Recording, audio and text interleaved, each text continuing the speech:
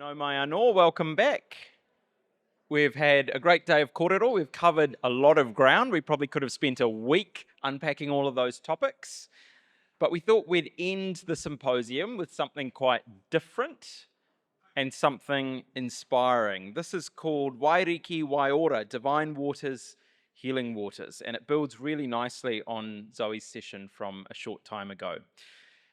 In today's culture, we are relentlessly focused on the future. We talk about new technology, new research, new innovations, and yet, as Zoe touched on, many of the problems that we're trying to solve in our communities are as old as time. The way that we live now isn't necessarily the way that we have always lived. So how can we tap into old knowledge, old ways of being, generational wisdom, to tackle some of the issues that we face today? We're thrilled to be joined by Matua Mohi, who is a highly respected practitioner and educator of traditional Māori weaponry with decades of experience in preserving and revitalising taonga tuhu iho, treasured knowledge, traditions and ways of being. As the lead facilitator of the Mokoia Island Motaiaha Wānanga, Matua Pat has dedicated his life to sharing the art of maurako, and in doing so has transformed the lives of thousands of rangatahi. Joining Matua Pat today is Tihini Grant, a respected director, actor and writer known for projects like Boy, End of the Valley and Aho Shorts. This will be an energising hour and a fantastic way to end the day. Please welcome our two special guests to the stage.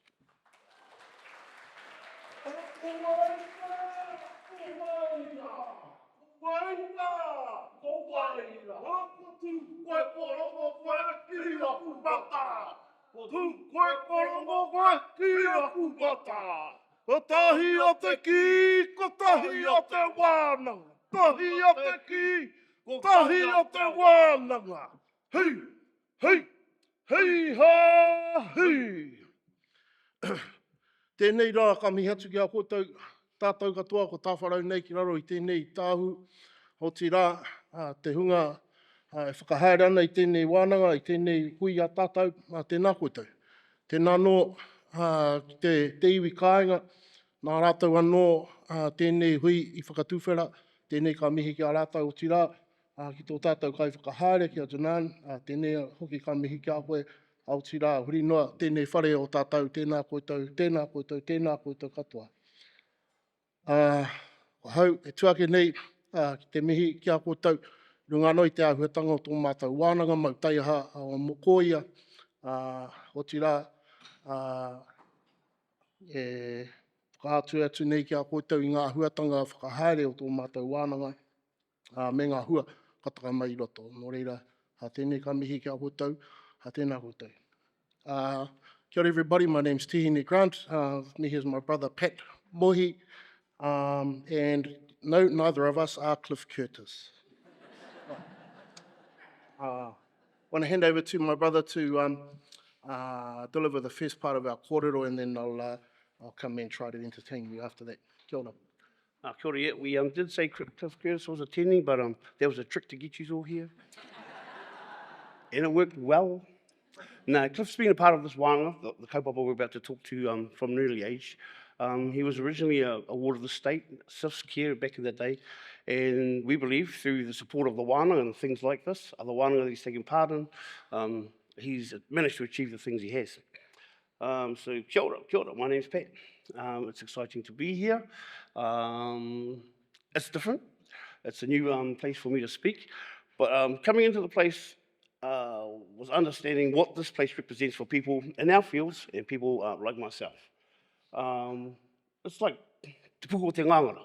It's like this is the place where things that affected my people in the past were decided. And when we're talking about drinking here as a counterpart to decision making in there, yeah, it's quite it's quite reflective, quite provocative. But here we are. I'm happy to be here and share this time with you guys. So we're going to entertain you with feel-good vibes and all the rest of it. But really, what we're doing is going to explain to you about the kaupapa that we've been involved with for a long period of time, around 50 years.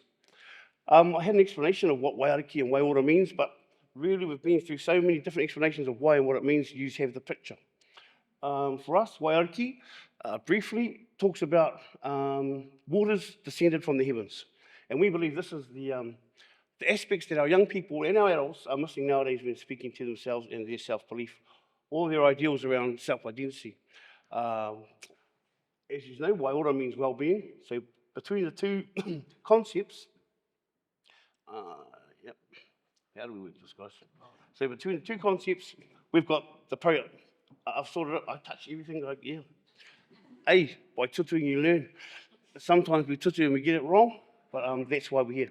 And it's good to be able to talk to people that have been or are in the field and know exactly what we're talking about. We're all here with the same thoughts in mind, the same outcomes that we're hoping for our people, all the people we work with.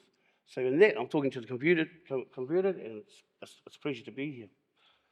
So yeah, these heavenly waters, these waters of our well-being, they sit in every culture. Every culture has a story that begins with the esoteric beginnings, back in the heavens. We're all descendants from gods. I don't know, you can look at the Jesus kōrero, he who karaiki. Adam and Eve, that's where we've descended from, in that kōrero. Zeus, the descendant, the grandchild of Gaia, again, esoteric beginnings. So if we have these things in mind when we're talking to our people, it tries to recapture for them and explain to them that they have come from great beginnings. Sometimes it gets lost, sometimes we forget about it, because of the systems or the environment we're living in. Kapai? Right.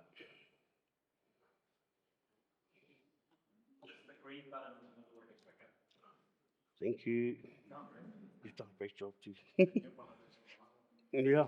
Yeah, we need you on the island, mate. This is what we're saying. Yeah. So, ngā waipue, this is a part of our greeting explanations. Yeah. Ngā wai, from which waters do you come? We're not just talking about where you're from. We're talking about from which waters. Te ahuru mōwai are the waters that surround the baby inside the placenta. If those waters are not healthy, that's the explanation you're given. That's the result that you're looking at when you're talking to people, wanting to know, how are you, where are you from? Ka whai, ko waipue. Again, that speaks physically of your environment. Where are you from? Where are your mountains? Who are your mountains? Who are your waters, your oceans? What has shaped you in accordance to your environment?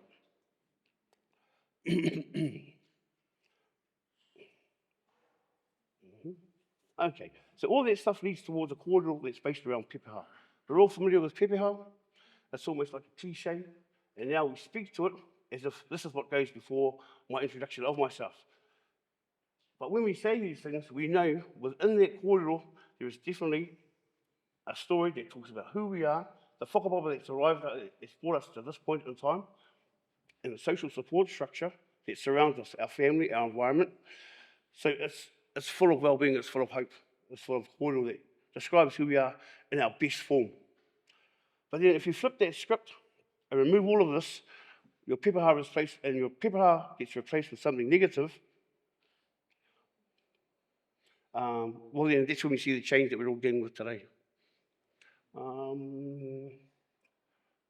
Instead of having a kōrero about whakapapa, genealogy, and all the good things that our ancestors did around resource management, about travel, around getting us to here today, it gets annihilated. It gets absorbed by memories. And the memories instead,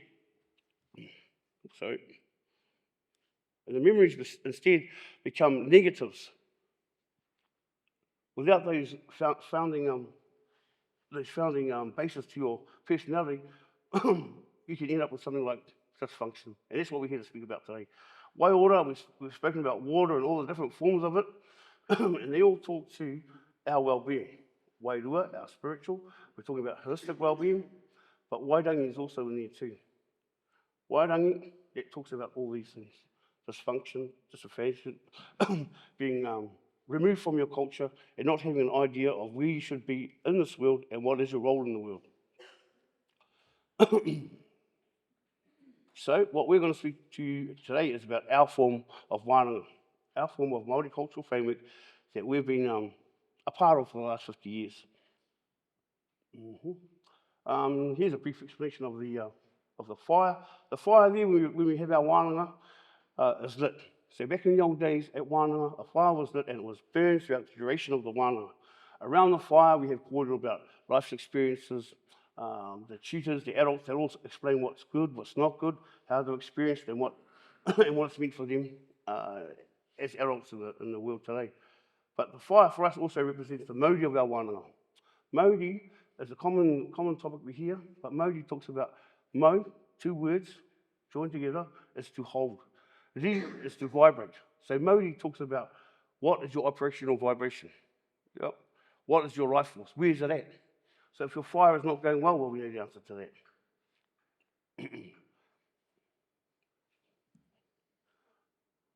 Okay, so for our wānanga, began for us with this guy here. The kaupapa that was taught to him, that's taught to us, was taught to him by his father, and so on and so forth until we get to the arrival of the first waka.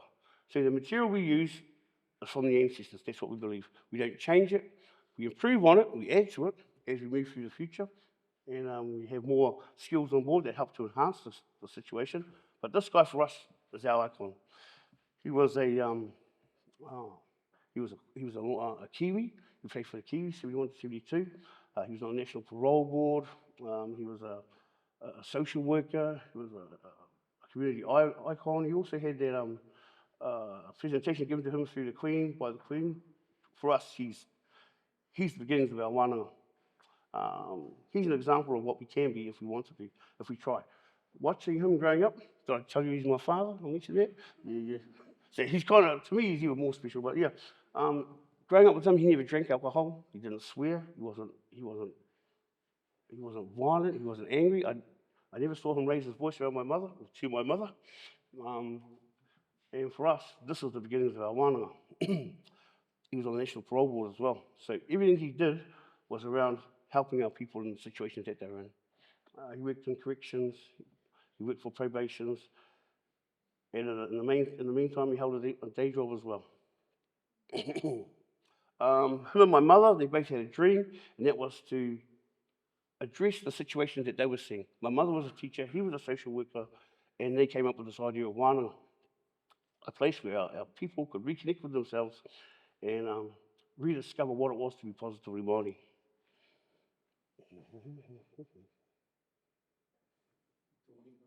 I want to scroll, but anyway. So yeah, he had wānanga with us 50 years ago. There was about 8 or 9 of us, ranging from the age of around 8 to 10. He took us to an island and he kept us there and trained us there for a week at a time.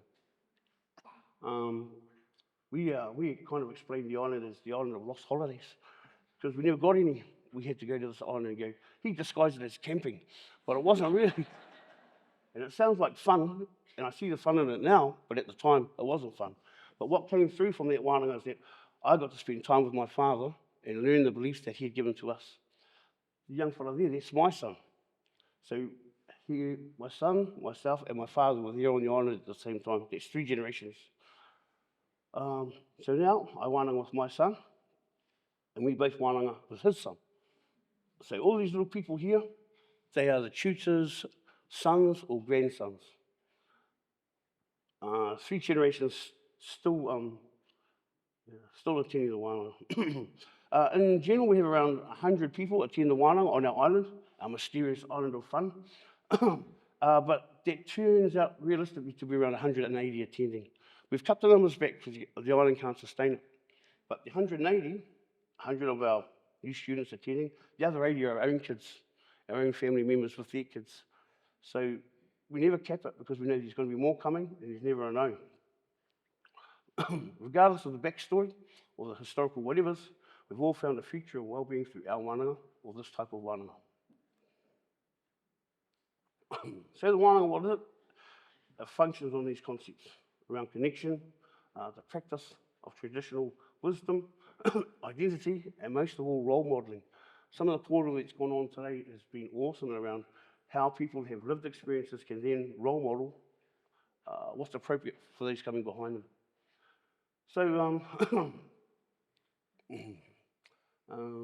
so yeah, just talking about the Matua that's on the slide there, he's famous for us. He was brought up in the bush, learning about rongoa, and he retaught rongoa. His skill of rongoa, healing medicines, and his want, or his history, our people's history around the armed forces took him to the army. He then managed to become part of the SAS, and then later on he became a director of SAS. And his work with the SAS was around bush healing and tracking. But what's funny is his son, well, it's not funny, but his son in turn has taken on the same roles as his papa. And his son attends the wānanga with his son. So for that family, there's 3 generations attending.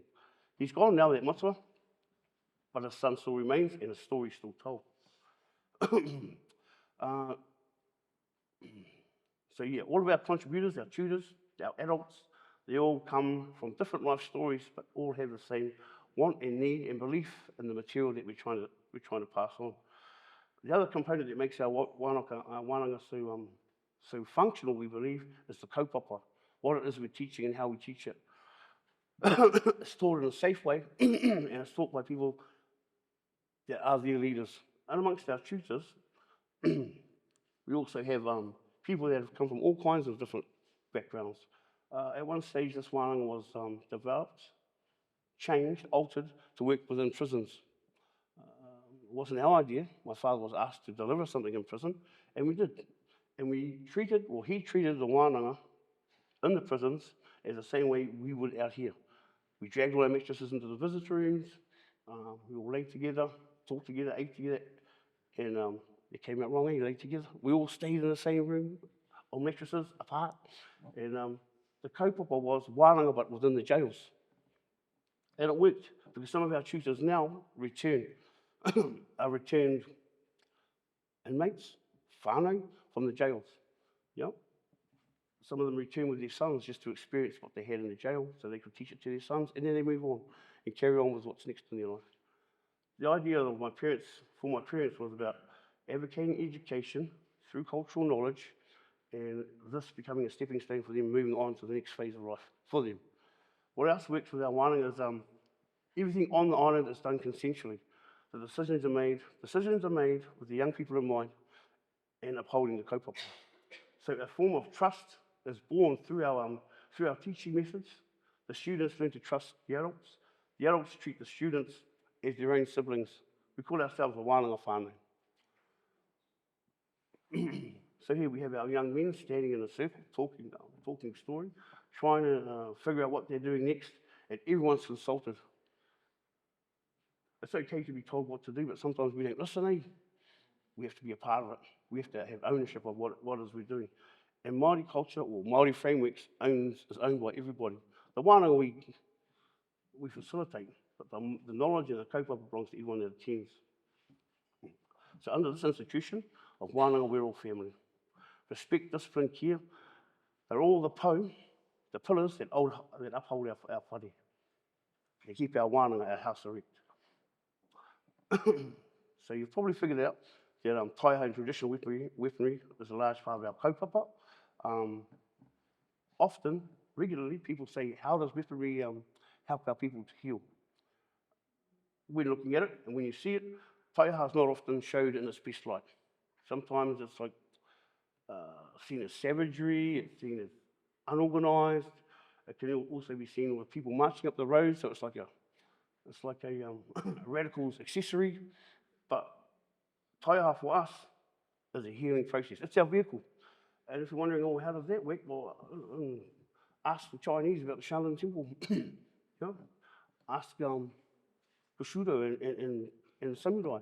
All these things contain aspects of your culture enhanced by your participation physically. The wānanga also allows for the esoteric kōrero to come on board. It allows you to have a concept or be understood as a part of your whare whā. It's your mental well-being, your spiritual well-being, it's family, it's environment. All these things make us well. Yep, we've heard about statistics and we've heard about singular people, singular communities and how they're affected by things, but what's behind that? We've talked about that all day, so I won't keep you there. Also importantly, how do I go back? This one? Batman. Ah. Red button? Cool, thank you. That's awesome. I wanted to show a photo of my sisters and Tash at the end there on the right. But these are the pillars to our wānanga. It's our wahine that make it possible. The wānanga is run, organised by our wahine. Hey, Terry. They're all a part of this because they want better for us as their men. Tasha, I had to make note of Tasha because she's Dutch. Her Tani is Dutch. But she supports because she has 3 generations attending as well. At first we had her husband. We call him a Viking because they look like Vikings. They're always heavily tattooed and bearded. But he attended, and then they had a son. So he brought a son along, and the same process is happening now. He's got 3 generations of his family there. The father and the son take on leadership roles on the wānanga. They're tutors of our wānanga. The material is not specific to any one person. Anyone can use it if the right intent is there. But yeah, our wānanga, they are the backbone to our mahi. Here's a flick of an old student greeting a new student. So what I'm pointing to is that from our wānanga, a lot of our men have turned out to do awesome things with their lives. Become awesome papa. Yep, these alternate education people, actors, artists, the list goes on. Policemen, armed forces, all these people and the roles they play, we like to say we help support them in getting to where they are today. Must be working because they keep returning with their own kids. His son attends as well. Okay. So yeah, the one is tons of life-changing stories, lots of good times, lots of feel-good vibrations, whether it's on the island, whether it's in the jail, whether it's at a school. The wānanga produces the same kaupapa, based around all the things that you've spoken about here today. I keep pushing this thing by mistake, but anyway, moving along. I had to have a little picture of this guy. This guy is, he's one of my mokopuna. He's amazing. He's the kid that you get to on the wānanga, or any wānanga, and everybody learns his name straight away. It's usually said at the top of their voice, and it's usually said in a stern, growling way, but he's our mala. He's our mala man, that's his nickname. But he's also our trickster. He's our inquisitive one. He's our Maui. But for me, he's a great example of our kōrero here today because he's a whāngai. We ain't telling that. That means he's adopted into the family. But he didn't get that good start that we all got. His ahuru mōwai, his waters that surrounded him in the womb, they were chemically altered. Yep. And that affects the way he sees the world, the way he interacts with the world and the things he does. He's amazing. The way he does things and why he does things, it's hard to figure out. But the point is, he keeps attending, and he attends regularly, and he's manageable. He's hard work, but he's going to grow up to be an awesome man if he has this kind of support around him continually. The stories about this guy are endless. But if you're looking at him now, he's paying attention. You can get him with his taiaha to stand still for as long as you can, which is longer than his parents can, because he believes and he takes note of the role models around him. So that's that whole ideal that we have, that you all have, about the concept of being holistic in your teachings and your approach. We understand where he's from, what he's up to, but drawing from the kōrero that's just gone before me, drawing from the histories and the knowledges and the practice from the past, he's able to maintain, and we hope have an awesome, exciting life. That's mala me. So, the last picture is self-explanatory, right? There's a puna up there, and there's lots of offshoots of fresh water, and those fresh water are our descendants, they're our kids, they're everybody that's drawn or drunken or drank from the pool of Waiora, Wairaki. Halfway? Okay, that's me. I'm gonna have a seat now, and let my bro speak. Joel. Thank you, Whānau.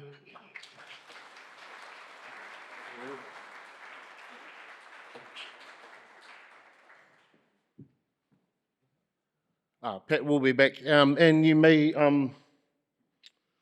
have realised that we don't have microphones on our island either, because Pat never spoken to it once.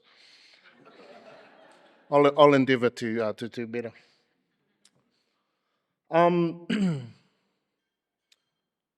For me, the wānanga has always been a transformational, powerful process whereby we reintroduce or reconnect people back to their atuatanga, to their arikitanga, to their rangatiratanga, to their tohungatanga. And these are all concepts that Zoe touched on earlier, reintroducing people to the greatness that exists inside them. That idea or those concepts that were interrupted during the colonisation process. We're very lucky to have had time with our papa, Mita, who carried that knowledge and carried that wisdom with him. And it's been something that has influenced the lives of tens of thousands of men throughout the country who've gone on to do some amazing things. And we like to believe because of their involvement in this wānanga, because of the grounding that it gives them in their culture and who they are. So this is one of those pics. Green button. Green button? Yeah. All right, so wānanga. Wānanga is an ancient process. It's something that we brought with us here from the far side of the Pacific. It's a, I have to point it at the screen. Yeah. An ancient system of knowledge transference, retention, and expansion. So what do we mean by that? It's usually embedded in a physical practice, but it helps us to understand the work that we're doing when we understand how it's connected to the Waiora, the spiritual world, to the atua, to the realm of the unseen, and through that practice, accessing other areas of the cultural knowledge and understanding that will help you to build your whare and me pēr te whakapāria te para i tō huarahi ki anga whakamua i koe, to help you build a road that you can move forward into the future on.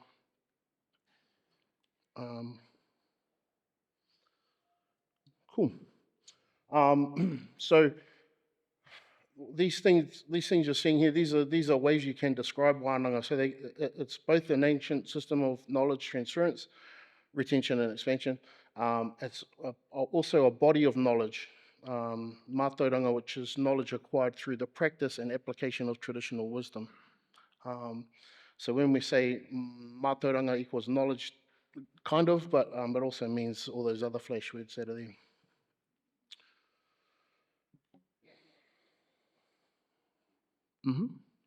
There you go. So a wānanga can also be a location or a building, but more importantly, the wānanga is the people. Right? Without the people, the wānanga is nothing. So a wānanga can be referred to as an individual who's on a pathway of learning, or a group seeking to further knowledge and understanding of the universe that we live in, the world that we live in. So these were things that I started to become to understand through involvement in the wānanga. And as Pat says, we do call it the Island of Lost Holidays, because that's where I got sent every school holiday. I was not allowed to stay and hang out with my cousins or my friends and get up to holiday stuff. I was pushing the wrong green button. Every wānanga, I was spent every school holiday on that island. And it is therefore appropriately named the Isle of Lost Holidays. So through constant attendance at the wānanga, I began to understand that there's philosophies that are involved in the participation in wānanga. That's a beautiful picture of our island, by the way. Some of those philosophies are embedded in whakatauki. So this one here, ko te kai a te rangatira he kōrero. The sustenance of a chief is knowledge, information, discussion, discourse. Our papa used to hammer these adages into us every day, every opportunity he got. Every day is a learning day, an opportunity to learn something new. Learning can come from anywhere. He was used to give the example of a young boy back in the early days of our wānanga. We used to have to catch a ferry across to the island. We didn't have a boat. We didn't have any money. We still don't have any money. And one of the boys came down with an earache overnight, and he was in agony and pain. So we had someone found some Disprin. I don't know if you fellas know what Disprin is, but that's what we used to use back in the day. And he was just in utter agony, and there was no way to get him off the island until the next day when the boat came, but before the days of cell phones. We were at a loss to kind of understand what we could do to help relieve his pain. And there was one of the little mokos on the island. He'd come, he may not have even been 6 years old, and he approached all of us who were trying to soothe this young boy's pain. And he said, "Oh, when I get a sore ear, my nan puts mimi in it." If you don't know what mimi is, urine, right? And we all looked at each other and thought, can't hurt. Tried everything else. So we gave the boy a can, and he filled it, and then we poured it into his ear. Within 5 minutes, he was fine. So that idea that knowledge and wisdom can exist in anywhere, that's part of that wānanga philosophy, that you remain open to learning coming from any angle. The wānanga, everyone's both a teacher and a student. So setting yourself up as a teacher in the wānanga can cut off avenues of learning for yourself. So we try to maintain a learning philosophy that remains open. Kia whakaiti koe I mua I te tangata, he used to tell us this one all the time. Stay humble.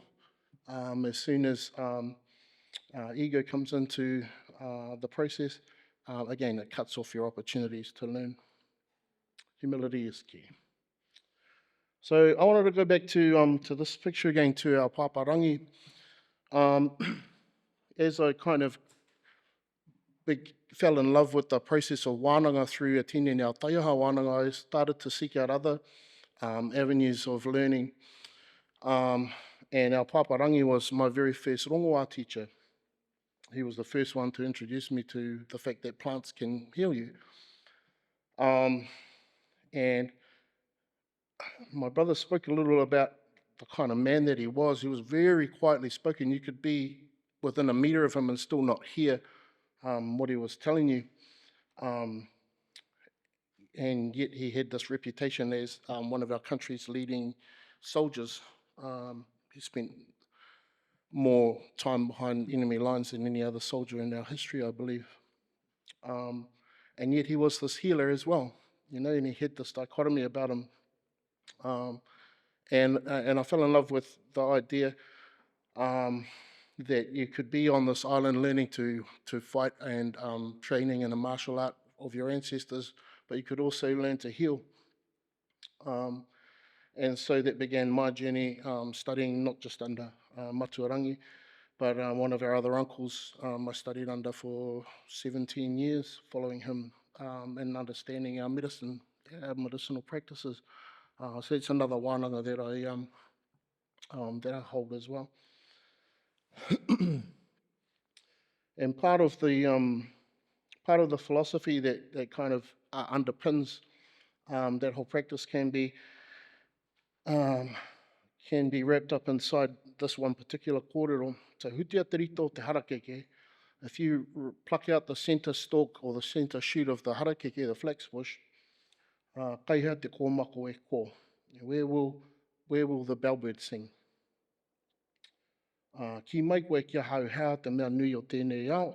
If you were to ask me what is the most important thing in this world, I'll tell you, he tangata, he tangata, he tangata. It's people. And again, that's what's at the core of our wānanga, the people that both attend and help to run the wānanga. in that it forges those connections. Forges connections between yourself and the other attendees and those who are on a journey of wānanga in their life as well. I know I have a whole phone filled with numbers of guys that I can call on in a moment's notice, and they would drop whatever it is they're doing to come and help me if I called on them. And so those are the kinds of connections that you forge when you're on this type of journey. That's impossible to read. There's some words covered by trees. And I think it's kind of to do with the rongoā philosophy of, it talks about he uru kahika ki te wao, he uru tangata ki te pā, which is a quote from Tā Pou Te Mara. He talks about as a stand of kahikatea trees as in the forest, so are people in the village. And it goes on to talk about how human connection is one of the key aspects for us in navigating the world that we live in. Wrong green button again. This is the sun rising over our wānanga one morning. And that same philosophy can be seen in a lot of our whakatauki over the eras, over the centuries. Here's another one, ki te kotahi te kākoho ka whati, ki te kāpuia e kore e whati. A solitary reed will be broken, reeds bound together will not. That's a tongi kura from Pōtatau te Wherowhero, the first Māori king, and then around the 1860s. And here's something that's we're hearing a lot about these days, in a TED talk from Johan Hari in 2015. He introduced the idea of the opposite of addiction, not being sobriety, but about being connection. And essentially this is what wānanga is about. It's about reconnecting you to who you are. It's about providing a clear pathway whereby you can identify the chiefliness that exists in you, your nobility, your ties to the environment, your ties to the world that you live in, and to the people around you, and creating those long-lasting connections. Here's a picture of a taiaha, pretty. So for me, the wānanga was a doorway into te ao Māori. We never grew up speaking the language in our house. I was whāngai to my grandparents and my father's parents. There was a lot of alcohol abuse in the house. Koro came back from World War II and used alcohol as a way to try to numb his pain. Eventually, he couldn't sleep at all unless he was blind drunk, and to the point where he just couldn't take it anymore. He eventually committed suicide on our swing set, which was a horrible thing to have happened at that time. But those kind of effects of the alcohol, you know, when he's trying to self-medicate and soothe those pains that he had brought back from the war with him, you know, there's probably some better ways that we could have done that as a people and as a culture and as a hapu in a village. And so, you know, sorry, I don't want to talk about that anymore. So the doorway into te ao Māori for me was through wānanga, and it introduced me to the idea of whakapapa, the genealogy and the lineage that I descend from. It gave me access to kōrero tukuiho, which our brother talked about around the fireplace in the evening, around the fire. On our wānanga, we have speakers get up, and the most amazing speakers you've ever heard. Honestly, these guys should be paid millions of dollars just to speak around our fire. From guys who've you know, been gang leaders, to guys who are Rhodes Scholars, to guys who are tradies, to guys who have served their country at the highest levels in the military. You name it, we've had these guys be a part of our wānanga over the years. And to just have access to some of the wisdom and knowledge was unbelievable. Waiata song is another way that our people record our knowledge and our wisdom. And the language is another element that I really was fascinated with, about how our ancestors were able to describe the universe inside of such a poetic, beautiful reo language. Our artworks as well as the pūrākau. I put pūrākau last because that's what I do for a job. I tell stories. So I write and direct for film and television as a way of retaining and portraying our people in strong and positive lights. Green button. Okay. Whakatauki. You've had some examples of that already. So there's some a list of some of the types of guys that are associated with our wānanga still today. You know, and yeah, of course, you know, we do have some of the guys who've been to wānanga that haven't done so well. But I think if we sat down and did the calculations, I think the wānanga is a much more strengthening and positive influence for those who've attended.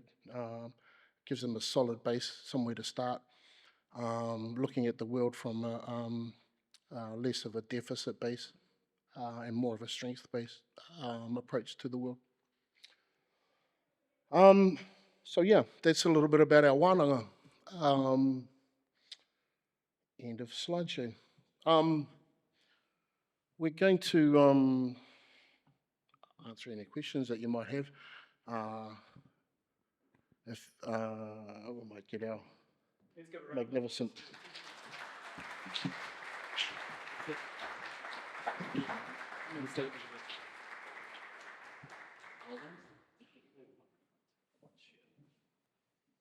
Thank you both so much for your kōrero, and I have 1,000 questions to ask you after that. First of all, the young tāne who come to this wānanga, where do they come from? Where exactly do they come from? Originally, our papa worked for SIFs, so there was a need there with kids coming through Matua whāngai, which is a process of our children suffering through dysfunction, through their families becoming wards of the state. So he wanted to put something together that could cater for that need. Up a little bit. That could cater for that need. Did you hear any of that? Yes. Yeah? Okay, because he's looking pretty blank. Sorry. Sorry, my bad. But later on, as its reputation grew, people from all walks of life came. Can you add to that? Yeah, our papa had a very open philosophy.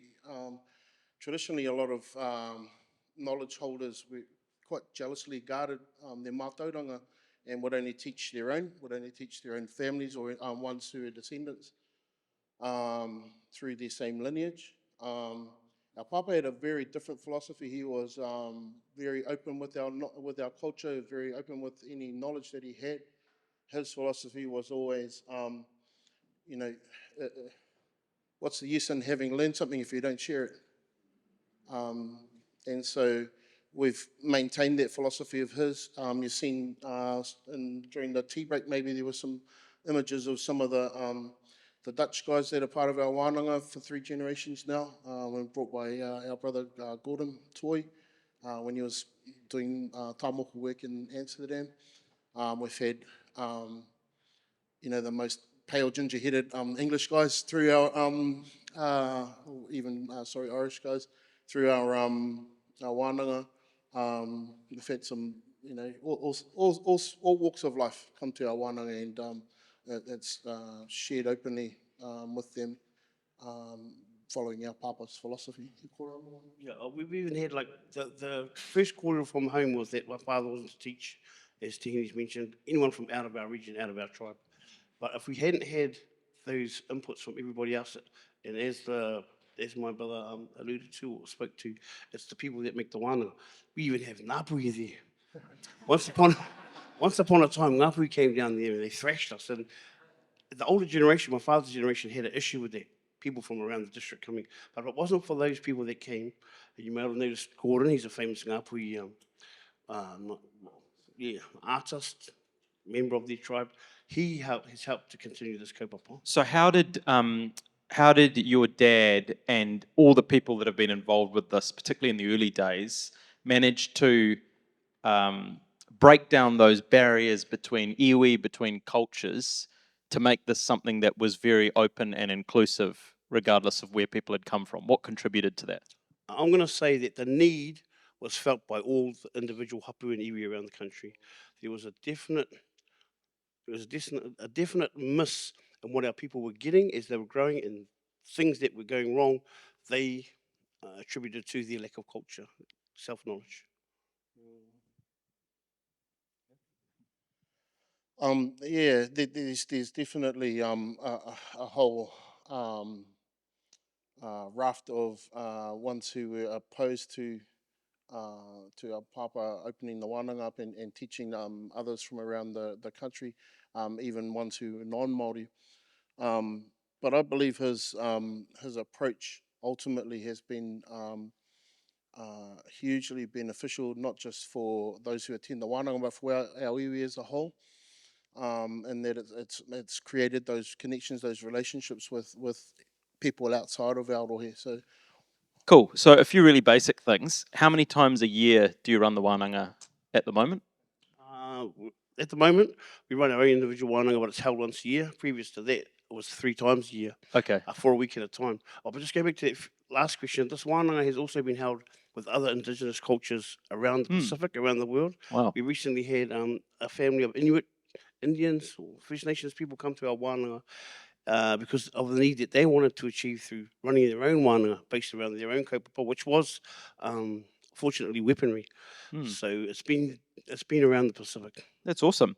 So how many boys or young men turn up at one time for the start of the wānanga? We cap it. We have to cap it. At one stage when my father was alive, it was like come one, come all. And it got so bad. It got so bad that he'd run one wānanga straight after the next 2 weeks in a row. One would have 100 people, 200 people. The next would have the same amount. Wow. But the island can't sustain it. So we kept it at 100, but we end up with 180, 200. Okay. And have these boys and young men, have they been dobbed in? Have they been sent there by their parents? Have any of them volunteered? Tell me about the reasons that lead people to come to the wānanga. we've seen a real shift in the last kind of 20, 30 years with the advent of kura kaupapa and kohanga reo, that whole kind of movement where our tamariki are raised in their culture and schooled in their culture. There's a lot less of those ones who need straightening out, and ones that are attending because they have a hunger for that knowledge. In the early days, was a large chunk of it young men who needed straightening out or had troubles with the law? Busloads. Yeah, busloads. Busloads, literally busloads. We'd have somebody that we know, a police officer, a social worker, and he'd turn up with a bus full. And the work was hard, and it was continuous, but that was the kaupapa. That was my father's dream, that we work with everybody and anybody that needed these frameworks, much like the work used to, but this was his answer to it. Busloads, bro, would you agree? Yeah, and it still happens today. We still get referrals from SIFs to send young boys to the island for a week with us, and my brother and I, we still run stuff for corrections. We have a mix of those ones who are obviously going to be leaders of their people one day, and those who are still struggling to find that connection back to who they are. So. It's again following our papa's philosophy. We maintain, the wānanga's open, and you might notice that there's no wahine on our wānanga though. That was another one of the tikanga that was laid down by our papa. It's a men's only style that we train. So you go. But acknowledgements to the wahine, because our men get there because of our wahine. We don't do registrations or organising. The wahine do all that mahi behind the scenes. The kids that get there that need extra help, it's their mums, their nans, their aunties that have sent them. So, yeah, have to bring that acknowledgement to the front. Yeah, but also just to add to that, there's another cohort of ones that do get sent there all the time, and it's all our nephews, and they have no other option. But Are you coming to the island, boy? Then now you're coming. That's the answer every time. You mentioned corrections and child, youth and family back in the day. So who has funded this over these many, many years? Where has Great the question. pūtea come from? Yeah, for 50 years now we've been running the kura off our own backs. So the whānau who send their tamariki, we do have a kind of a set fee to attend the wānau for a week. It's still pretty low. I can't recall what it is. It was originally $80 for a week, and then and then we moved up, and we bumped it up to 100, and 120. 100, because each time we needed to lift the price, we knew that others would be missing out; they couldn't afford it. Imagine that family had multiple kids, multiple sons and dads. So yeah, as we said, yeah, there hasn't been funding, but we've managed. So these government departments that have been very keen to send boys and young men along, has there been any contracts coming with that, or any support for this mahi, or not? Yep, we're in corrections now because once upon a time, a guy from corrections who worked here, I won't say any names, but he had a son, an adopted son that was playing up at home. So he sent him to Mohi Island. That went well for him. So he altered our kaupapa, put it into words that people like to hear, and we ended up in the jails doing that mahi. So that was something separate to the island, but that did have a contract attached to it. Okay, so to tie this back to the kaupapa of this day, which has a particular focus on alcohol and mental health, and both of those are areas that I'm sure have been very relevant to a lot of the young men that you've seen over the years. When the young men who have had challenges in their life turn up on the island, what are they in need of when they turn up on your doorstep? Everything that's been spoken to already, but my brother he's this a big supporter of his favourite saying is "Love cuts through all." I know it's cheesy, but if they're welcomed, they're embraced, and they're safe, then they'll start to listen. If you treat them properly, and then and then that's pretty much it. You treat them as your own. What was the question? What do they need of? What do they need from you? What do they need most when they arrive on the island? Just to be treated with dignity. Like so many times our people are pushed through government departments and they're just not given the human dignity that we all deserve. Not treated with respect, not shown empathy, not and I know those ones who work on those front lines that it can wear them down. But a big part of our cultural approach is that you go with aroha and you treat everybody as a person of mana, and you treat those people with kindness and empathy. And when things don't go right, you just pile on more aroha and more empathy and more kindness. And so our papa was a master of that. He was an absolute master. He could turn a situation. I recall a story when we were in the jail one time, and it was my first time in there. I think I was maybe 14 or 15, maybe older. Yeah, and we went to, I think we were in Wairaki. No, we might have been in Perrier. Perrier, you went there, eh? Some hippie place. Yeah, well, we've been in all the jails. And we were thrown into a room with everyone. Now the protocols in the prison are you don't mix colours, right? But I think there may have been some kind of clerical mix-up because we got put in this room with everyone one day. I think there was a kind of a little bit of resistance to us going into jails and teaching these guys how to fight better. So I think some of the staff may have wanted to see what happened when they threw us into a room with everyone. And I'm looking at all these guys who are, they're huge guys. They're all kind of glaring at each other across the room, and I'm thinking, geez, something's going to happen here. Our papa's sitting in the middle, and he's going, "Oh, this is lovely." Oh, like, yeah. Zoe did a really great presentation earlier and talked about the fact that the use of alcohol hasn't always been part of Māori culture. For many of these young men who have been steeped in alcohol-related harm, I imagine it's very hard for them to imagine a life or a world without alcohol. Tell me about how you help them to see outside of that box. You're right. There's intergenerational everything, right?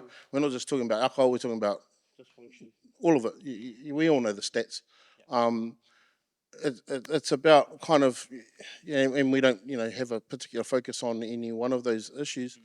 It's just about empowering that person to find that spark in them that allows them to claim their nobility and to hold on to this idea that they are descended from chiefs, they are descended from nobility, they are descended from priests and academic excellence. That actually, the things that they've been told for the last 200 years just aren't true. That actually their mana isn't reliant upon a government department giving it to you, or that how you see yourself shouldn't be depicted through media. Where you're told that you're dumb and you're sick and you're poor and you're whatever else you're being told constantly. That if they can find that belief in who they are and the nobility that they hold just through the bloodlines that they come down through, that's a powerful thing. It changes people, and I've seen it over and over the years. It's about them learning about their history and honouring those that have come before. And then what are you doing for yourself? How do you honour yourself? By putting yourself into situations that do not reflect your history, what you should have been, considering all the other things that have taken place. Many people in the room will be familiar with Mason Dury's Te Whare Tapawha, the mental wall of the house, the physical wall, the whānau wall, and the spiritual wall. A lot of the time we fixate on the mental wall, and we talk about this mental health crisis that we have. We have so many young people with rising rates of mental distress. In your view, and through your experience in the wānanga, how does the mental wall connect to the other three walls? Doing a job. This guy's amazing. Those questions are awesome. You guys know the answer, so I'm going to repeat it. Don't feel embarrassed because I'm just talking about things you already know. But without one and without the other, there's no well-being. We can get stats up there and say, put some money into, without being rude, put some money into advertising and screening and all that kind of stuff. But that fixes what's there. We're still doing ambulance stuff. I reckon the hard answer and the expensive answer is to go back and re-educate in their homes. Start there. So that the kids don't have to be waiting for something to happen at the end of it.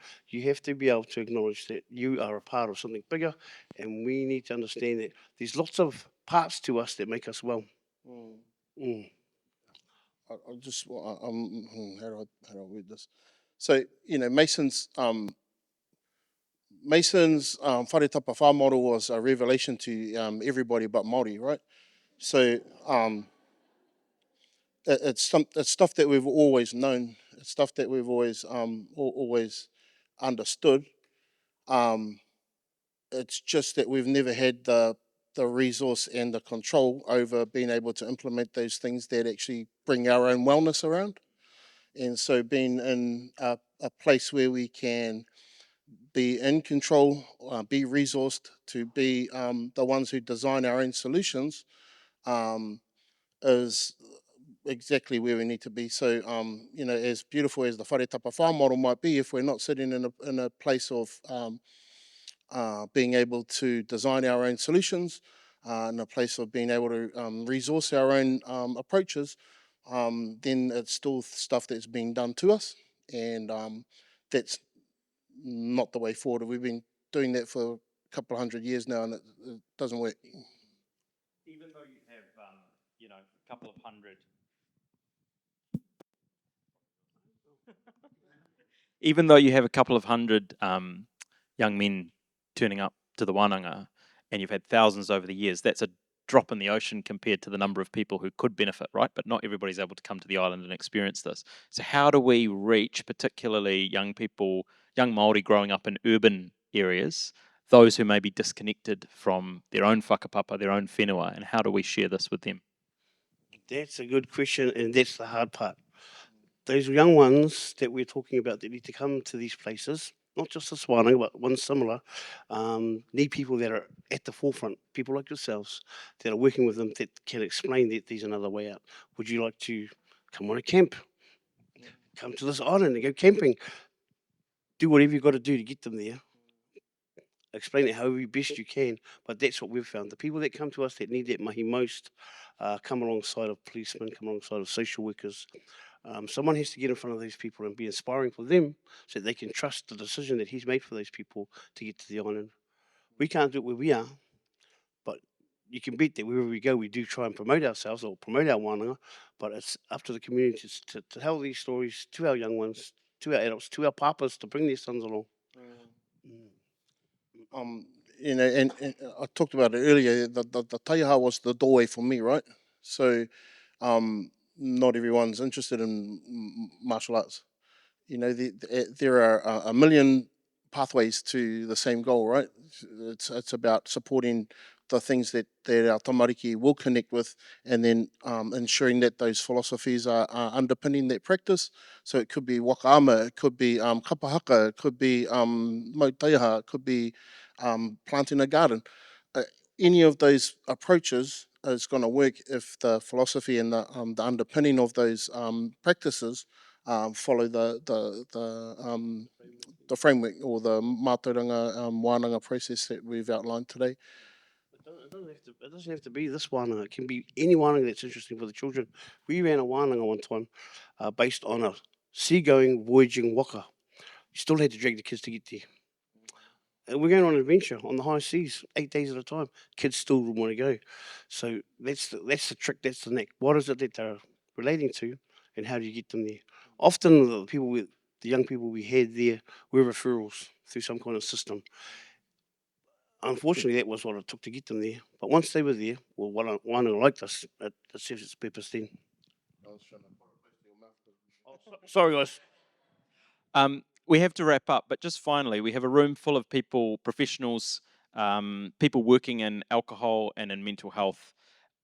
All of these ideas that float around for policy or law changes, reduce the number of liquor outlets, cut back the advertising, put in all those types of restrictions. When you think about the young men that you work with, will those changes move the dial enough, or is it something else that we need to focus on?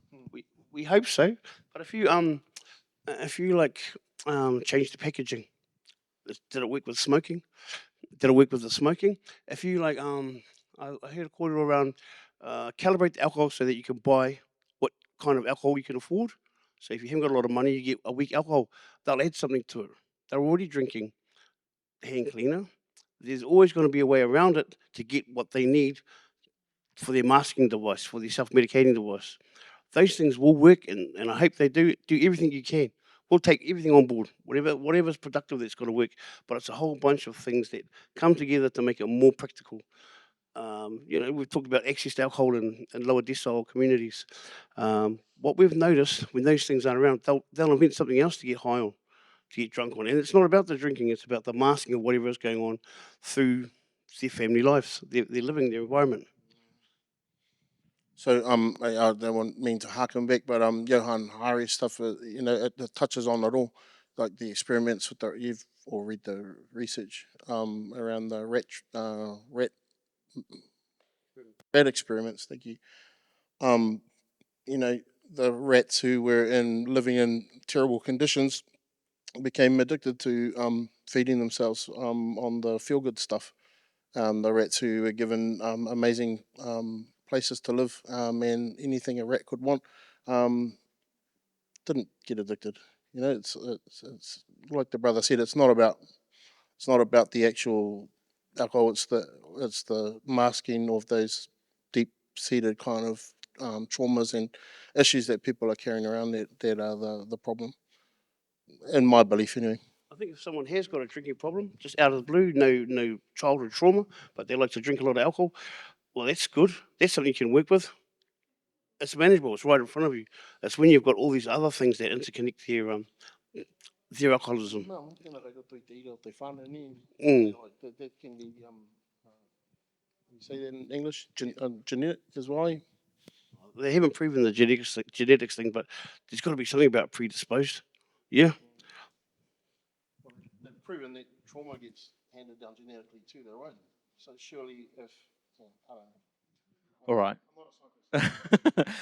Well, that's where we're going to have to leave it because we've run out of time. But I just want to thank you both for making the time to come to Parliament for this kōrero and for being so open and sharing so generously your experiences with us. It's been the perfect way to end the day. So can we please have a round of applause for Matua, Pat and Tihini? Awesome.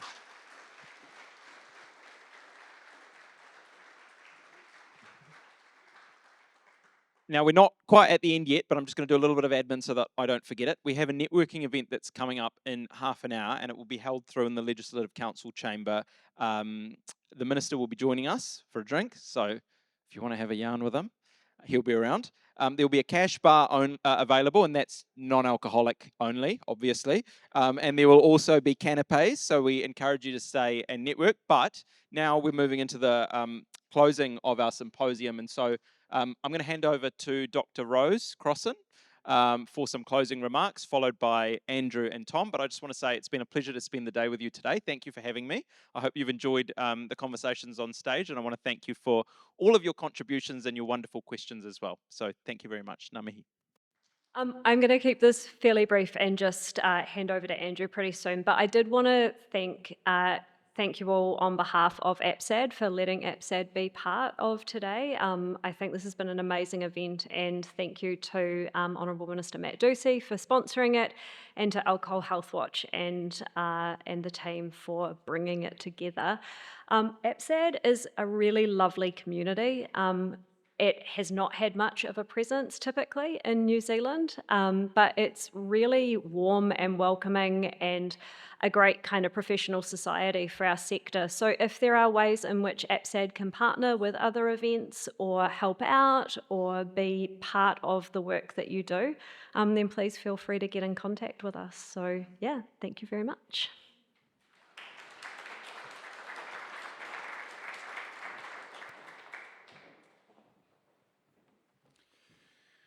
Kia ora, Rose. Thank you so much. We started the day with the Minister. Actually, we started with Jahan. Thank you, Jahan, for your weaving the day together and bringing us all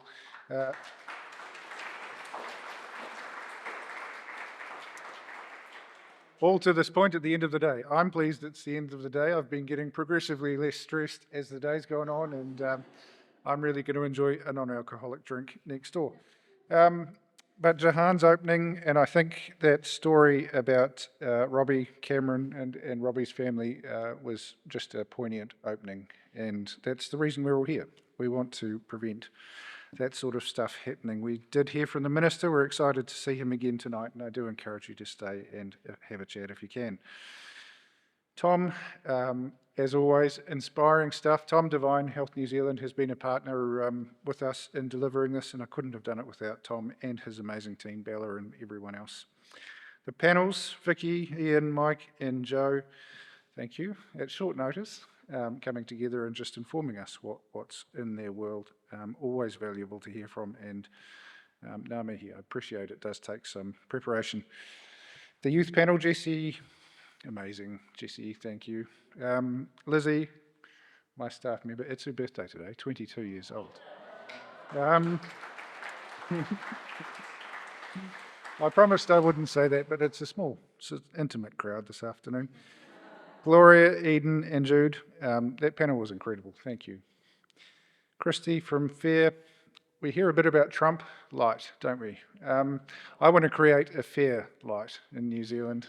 You guys are so awesome. I love the work you're doing around the industry and around integrity and around the just seeing where all the money's going and following the money, holding our elected members to account. My goal is to just keep doing what FAIR do in a New Zealand context. We are really keen to bring together a powerful consensus statement, so thank you for your support in doing that, and we will be in touch. Lizzie and Siobhan from the Mental Health Foundation will be taking a position paper to the cross-party MPs tomorrow night on alcohol and mental health. And we're hoping to get that endorsed. And thank you, Ingrid, for being here. Those parts of the day that you could, Ingrid Leary, one of the members on the cross-party MPs group for alcohol and mental health. Zoe, thank you for sharing your lived experience and just the inspiration that you brought on behalf of I Tapuirea Whānau Services. Really looking forward to working with you. And Matua, Pat, and Tihini Grant. Yeah! You've just been, so I don't need to recap, but I do love that you talked about Johan Hari. Really cool. Amazing work that you do and amazing that you came to share that with us. Thank you for coming down. Really do appreciate your time. That's all I have, and I'm really pleased to pass over to Tom Devine to close us. Kia ora.